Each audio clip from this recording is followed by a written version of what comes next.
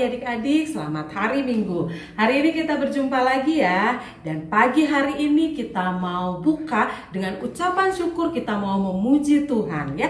Mari adik-adik kita menyanyikan satu buah lagu, judulnya Dari Terbit Matahari. Ayo adik-adik kita mulai nyanyi.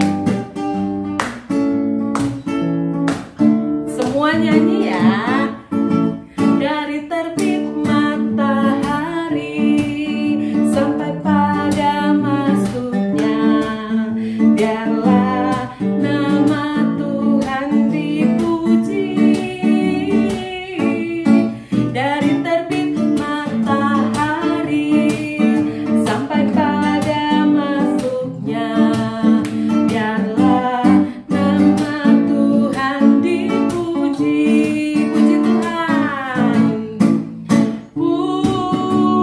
Puji Tuhan, sekali lagi. Puji Tuhan, dari terbit matahari sampai pada masuknya, biarlah nama Tuhan dipuji. Ya, adik-adik, dari kita bangun pagi, biarlah kita bangun dengan memuji nama Tuhan. Kita berdoa, kita menaikkan ucapan syukur kita. Karena setiap hari, setiap pagi baru, Tuhan berikan kita nafas kehidupan, Tuhan berikan kita kesehatan. Terlebih kita mengucap syukur karena penyertaan Tuhan dalam hidup kita. Mari adik-adik, kita satu di dalam doa ya. Adik-adik, lipat tangannya, kita akan berdoa. Saat kita berdoa, sikap kita haruslah baik dan sopan ya, karena kita akan berbicara kepada Tuhan ya. Mari kita berdoa. Ya Tuhan, Allah Bapa kami, terima kasih pagi hari ini kami boleh memuji Tuhan. Kami memulai hari kami dengan menaikkan ucapan syukur kami Tuhan.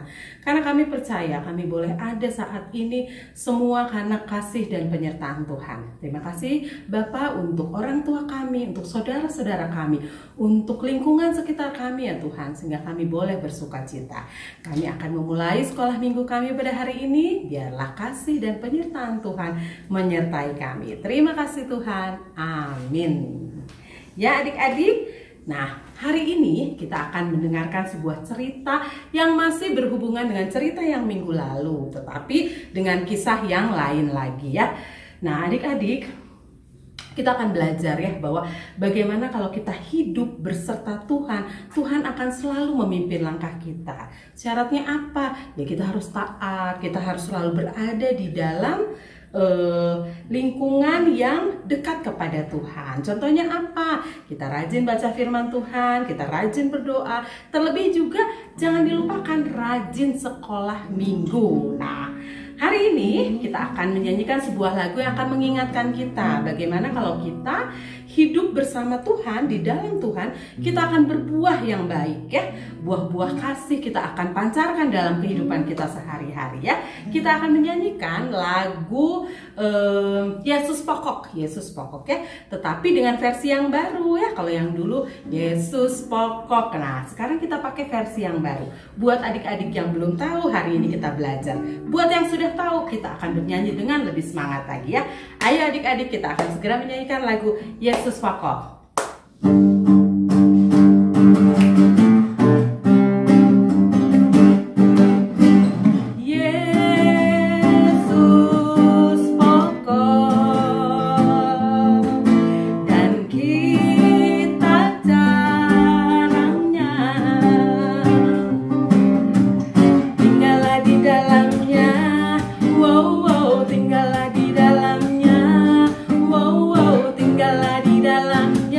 Pasti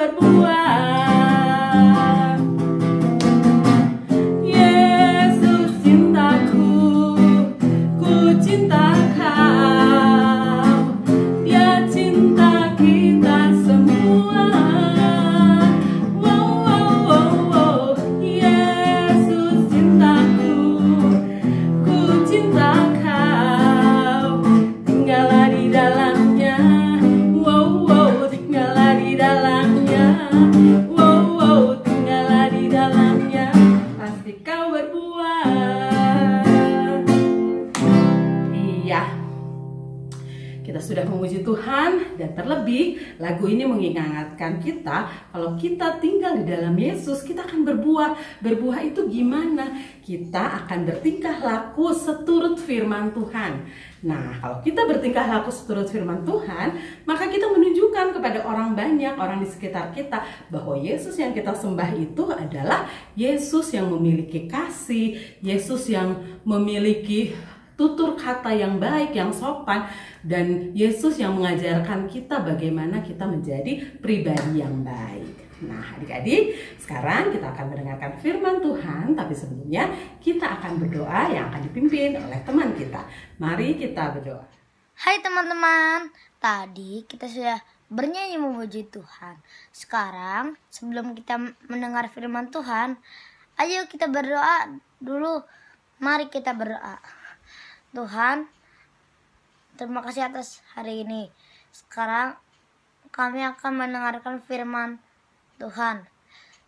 Buka hati dan telinga kami sehingga dapat mendengar firman-Mu dengan baik. Dalam nama Tuhan Yesus kami telah berdoa. Amin. Selamat pagi adik-adik, selamat hari Minggu dan selamat beribadah. Bacaan kita diambil dari 1 Raja-Raja pasal 11 ayat 1 sampai 13. Mari kita baca. Adapun Raja Salomo mencintai banyak perempuan asing.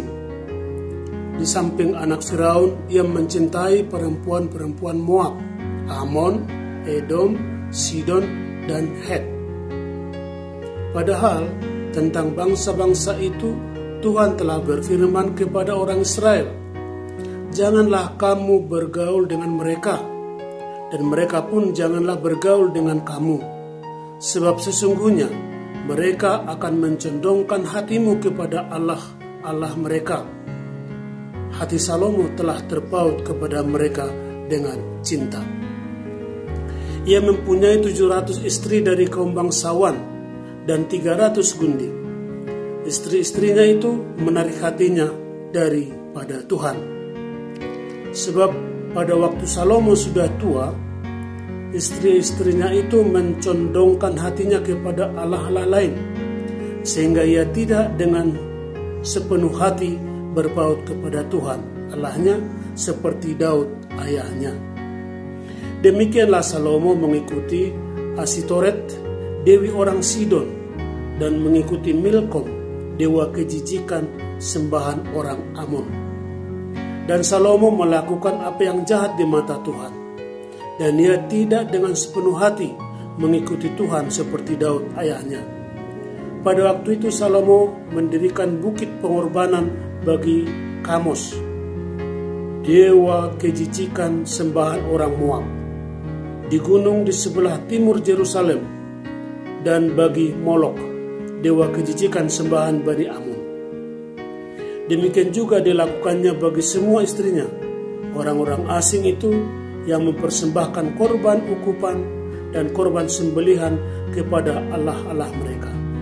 Sebab itu Tuhan menunjukkan murkanya kepada Salomo, sebab hatinya telah menyimpang daripada Tuhan Allah Israel, yang telah 2 kali menampakkan diri kepadanya, dan yang telah memerintahkan kepadanya dalam hal ini supaya jangan mengikuti Allah-Allah lain. Akan tetapi ia tidak berpegang pada yang diperintahkan Tuhan. Lalu berfirmanlah Tuhan kepada Salomo, "Oleh karena begitu kelakuanmu, yakni engkau tidak berpegang pada perjanjian dan segala ketetapanku yang telah kuperintahkan kepadamu, maka sesungguhnya aku akan mengoyakkan kerajaan itu daripadamu dan akan memberikannya kepada hamba-Mu. Hanya pada waktu hidupmu ini aku belum mau melakukannya oleh karena Daud ayahmu. Dari tangan anakmu lah aku akan mengoyakkannya. Namun demikian, kerajaan itu tidak seluruhnya akan dikoyakkan daripadanya. Satu suku akan kuberikan kepada anakmu oleh karena hambaku Daud dan oleh karena Yerusalem yang telah kupilih." Yang berbahagia adalah setiap orang yang mendengarkan firman Tuhan melakukannya di dalam kehidupannya. Amin. Adik-adik pernah berjanji kepada orang tua, kalau adik-adik minta izin kepada orang tua, "Pak, Mah, tolong 30 menit saja ya, aku main game, main gadget." Namun, lama-kelamaan karena terlalu asik, dia lupa bahwa waktunya telah habis. Pasti orang tuanya akan bertanya, dan akan juga mungkin ada yang marah. Seperti itulah kira-kira. Pernah adik-adik merasakan hal seperti itu? Nah, demikianlah Salomo, raja yang disebut bijaksana, yang penuh hikmat, dan dikenal banyak orang karena masa mudanya diberkati, dilindungi oleh Tuhan. Pada masa mudanya juga, dia banyak melakukan kesalahan yang fatal, yaitu mau mengikuti kehendak bangsa-bangsa lain selain dari bangsa Israel pilihan Tuhan. Salah satunya adalah kegagalan Salomo adalah ketika dia memperistri orang-orang asing yang telah Tuhan buat perjanjian kepadanya bahwa dia tidak boleh bergaul dengan mereka. Namun Salomo, karena merasa muda, dia akan merasa bisa mengatasi semua hal itu. Karena Tuhan memberikan dia hikmat, kekuatan, bahkan berkat yang berlimpah. Tetapi apa yang terjadi? Ketika masa tuanya lah, semua jadi berubah. Perubahan yang paling menyolok adalah bahwa istri-istrinya itu semua membawa dia kepada sembahan Allah-Allah mereka, yaitu disebut ada namanya Dewi Asitoret, yaitu dewinya orang Sidon, dan juga Dewa Milkom, dewanya orang Amon. Dan bahkan juga Salomo malah mendirikan bukit pengorbanan. Coba bayangkan. Padahal dia sudah berjanji akan setia kepada Tuhan, bahwa hanya kepada Tuhanlah dia mengorbankan persembahan dan juga melakukan apa yang telah Tuhan kehendaki. Tapi kenyataannya adalah dia telah mengabaikan janji dan dia lupa akan janjinya. Sehingga apa yang telah Tuhan limpahkan kepadanya adalah hukuman. Hukuman apa itu? Yaitu pada ayat ke-11 hingga ke-13. Lalu berfirmanlah Tuhan kepada Salomo, oleh karena begitu kelakuanmu, yakni engkau tidak berpegang pada perjanjian dan segala ketetapanku yang telah kuperintahkan kepadamu, maka sesungguhnya aku akan mengoyakkan kerajaan itu daripadamu dan akan memberikannya kepada hambamu. Hanya pada waktu hidupmu ini aku belum mau melakukannya oleh karena Daud ayahmu. Dari tangan anakmu lah aku akan mengoyakkannya. Namun demikian, kerajaan itu tidak seluruhnya akan kukoyakkan. Daripadanya satu suku akan kuberikan kepada anakmu oleh karena hambaku Daud dan oleh karena Yerusalem yang telah kupilih. Itulah hukuman kepada Raja Salomo ketika dia tidak setia kepada Tuhan. Bayangkan, kerajaan yang penuh dengan bangsa-bangsa, 12 suku bangsa. Setiap raja akan tunduk kepada Raja Salomo. Namun Tuhan telah mengoyakkannya karena dia marah. Dia tidak menerima kesetiaan dari Salomo. Memang itulah kadang-kadang yang terjadi, adik-adik, bahwa ketika kita melakukan hal-hal yang kita gampang mudah, yang kita gampang sepele, tapi akhirnya akan membuatkan sesuatu kegagalan total. Karena itu adik-adik, apa pelajaran buat kita hari ini? Hendaklah kita setia kepada Tuhan, juga kepada orang tua. Karena apa? Karena kesetiaan itulah nanti dituntut tanggung jawab yang besar oleh Tuhan. Ketika kita setia, maka berkat Tuhan, pertolongan Tuhan akan selalu hadir di dalam hati kita. Dan damai sejahtera pun akan hadir dalam kehidupan kita sehari-hari. Jadi adik-adik, ingatlah hal itu, tetaplah setia. Jangan pernah menyakiti hati Tuhan, baik dalam kata, dalam perbuatan, maupun pemikiran. Terlebih juga kepada orang tua maupun sesama. Kalau kita setia, berarti kita telah melakukan sesuatu yang benar di hadapan Tuhan.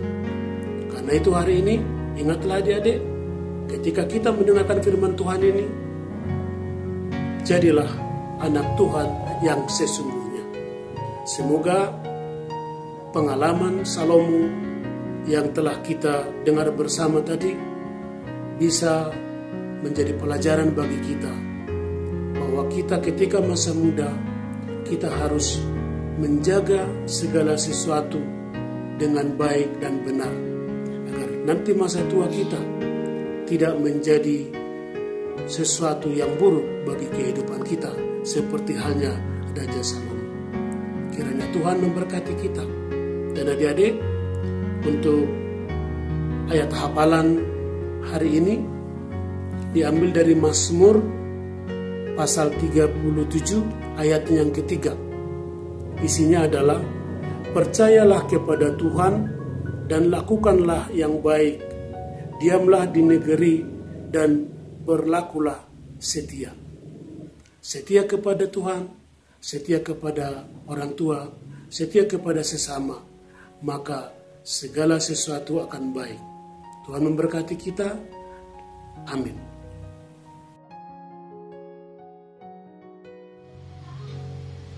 Mari kita berdoa. Tuhan Yesus yang baik, terima kasih karena hari ini kami boleh bersekutu, memuji Tuhan, mendengarkan firman-Mu. Tuntun kami setiap hari untuk melakukan kehendak-Mu. Dalam nama Yesus kami berdoa. Amin.